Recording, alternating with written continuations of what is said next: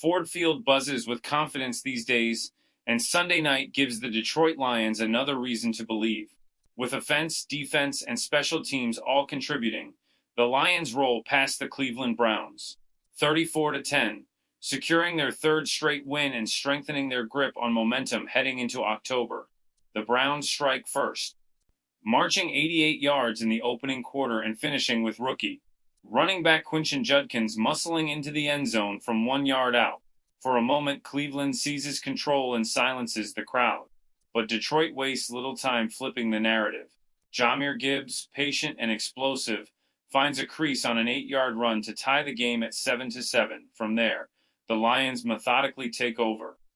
Kicker Jake Bates continues his early season reliability, drilling field goals from 48 and 58 yards. Sandwiched between those kicks, Jared Goff connects with Amon-Ra St. Brown for a short touchdown pass, pushing Detroit's lead to 22-7 by halftime. We answered the right way, head coach Don Campbell says post-game. That first drive didn't rattle us. We leaned on our guys and they responded. The Browns claw back with a 33-yard field goal in the third quarter, but the Lions respond with the game's defining highlight. Caleb Raymond, standing at his own 35, fields a punt, cuts once, and explodes through the middle of the coverage team. 65 yards later, he's in the end zone, arms raised as Ford Field erupts.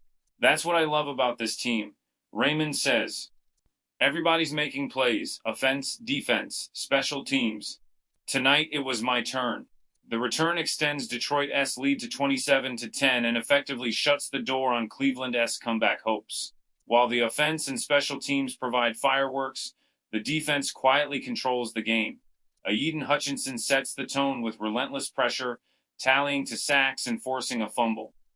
His presence disrupts Joe Flacco all evening, leaving the Browns quarterback with 2 costly interceptions. Every week I want to set the standard, Hutchinson says. Tonight was about making their quarterback uncomfortable and getting the ball back to our offense. Detroit's defense capitalizes, turning Cleveland's turnovers into 17 points. Cornerback Kirby Joseph and linebacker Alex Anzalone both contribute takeaways, showing the depth of the unit's playmaking ability. Jared Goff delivers another efficient performance, finishing with 2 touchdown passes to St. Brown.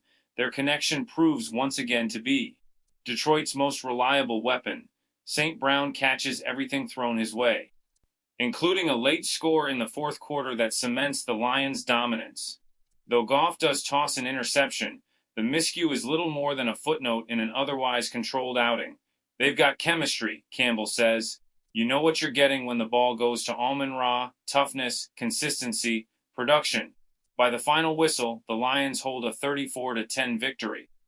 Their most convincing performance of the season. The scoreboard tells one story, but the balance of contributions tells another. The offense moves the ball, the defense shuts down key drives, and special teams produce the highlight of the night. Detroit now improves to 3-1, with momentum building as they prepare for next week's matchup. This is the kind of win that brings your team together, Campbell says. We talk all the time about playing complementary football. Tonight we did it. Final stats: Jared Goff, 2 TD, 1 in Amon-Ra St. Brown, 2 TD receptions Jahmyr Gibbs, 1 rushing TD Jake Bates, 2 FGs 48, 58 yards Caleb Raymond, 65-yard punt return TD Aiden Hutchinson, 2 sacks, 1 forced fumble. Detroit defense, 2 interceptions, 17 points off turnovers. The Lions don't just win on Sunday night. They send a message. This team can beat you in every phase, and if you're not careful, they'll make it look easy.